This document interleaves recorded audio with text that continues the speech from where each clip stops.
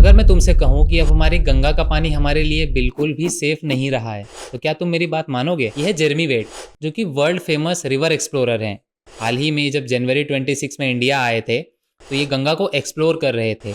और इन्होंने कहा कि गंगा को देखने से पहले ही उसकी बदबू महसूस हो जाती है। वेड ने जब गंगा का वाटर टेस्ट किया तो उसके रिजल्ट्स जो निकले वो एकदम ही शॉकिंग थे, जिसकी वजह से उन्होंने इसे एक साइलेंट क्रिसिस का नाम दे दिया, क्योंकि रिवर का पानी अब अपना रंग बदल चुका है और इतना पोल्यूटेड हो चुका है कि काफी जगहों में तो इसका पानी पीना तक अनसेफ है। इस गंगा में होने वाले पोल्यूशन के मेजरली सिर्फ और सिर्फ दो ही कारण हैं। सबसे पहला है सीवेज वेस्ट, जहां शहरों का गंदा पानी बिना किसी ट्रीटमेंट के सीधा नदी में छोड़ दिया जाता है। दूसरा और सबसे मेजर कारण है ये कानपुर की लेदर फैक्ट्रीज, जहां से निकलने वाला हाईली टॉक्सिक डिस्चार्ज जैसे क्रोमियम और आर्सेनिक जैसे कैंसर कॉजिंग केमिकल्स बिना किसी ट्रीटमेंट के या बिना किसी फिल्ट्रेशन के सीधा सीधा नदी में छोड़ दिए जाते हैं। ये टॉक्सिक केमिकल्स मछलियों के ऑर्गन्स तक को डैमेज कर देते हैं और गलती से अगर ह्यूमन बॉडी में चले जाएं तो ये आपको स्किन इन्फेक्शन, स्टमक इन्फेक्शंस और कैंसर जैसी बीमारियां तक दे सकते हैं। वेड ने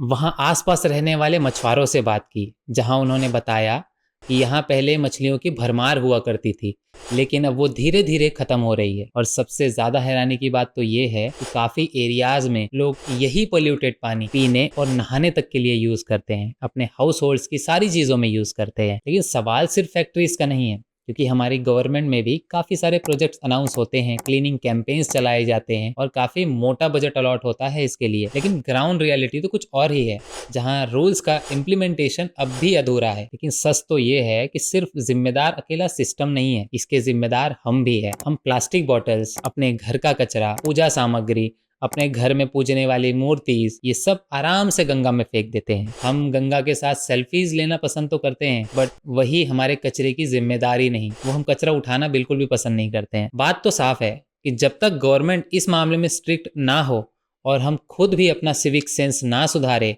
तब तक गंगा का साफ होना सिर्फ और सिर्फ एक स्लोगन बनकर रह जाएगा। लेकिन अब भी कुछ नहीं बिगड़ा, अब भी वक्त है। गंगा को बचाना सिर्फ और सिर्फ एक गवर्नमेंट की जिम्मेदारी नहीं है, ये हमारी भी जिम्मेदारी है। बदलाव हर घर से शुरू होता है। जब हम प्लास्टिक का यूज करना कम कर देते हैं, जब हम अपना कचरा रिवर में डालना बंद कर देते हैं और दूसरों को रोकने तक की हिम्मत आ जाती है हमें, तब ये छोटा सा स्टेप एक बड़ा बदलाव बन जाता है। हमें उन फैक्ट्रीज को मजबूर करना होगा कि बिना ट्रीटमेंट किए वो अपना केमिकल वेस्ट का एक ड्रॉप भी नदी में डिस्चार्ज ना करें। अगर आप भी चाहते हो कि गंगा फिर से बच जाए, फिर से वैसी ही साफ सुथरी हो जाए, तो इस वीडियो को लाइक करो, शेयर करो और कॉमेंट करो, सेव गंगा।